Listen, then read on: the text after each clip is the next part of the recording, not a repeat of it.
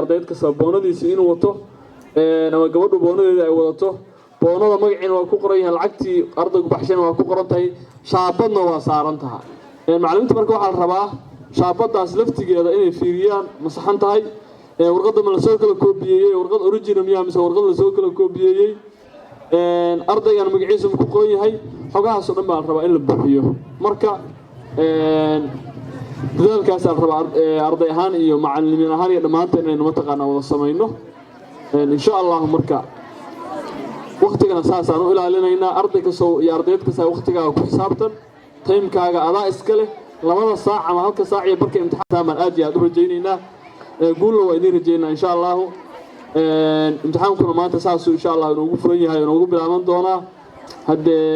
hadhowna si caado inoo ahay markii imtixaanka la soo dhajiyo abaalmarintii iyo waxa la yiraahdo dhiirigelintii waa inoo diyaar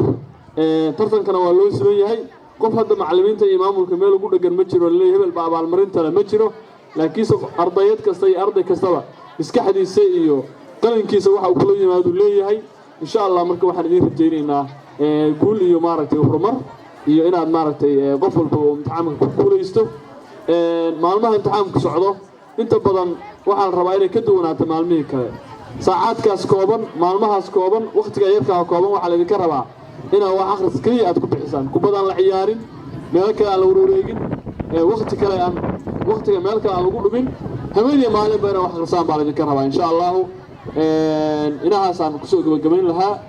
insha Allah marka ama waqti la kala qaatayna sidaas ay noo ahaanaysa aad iyo aad baa u mahadsan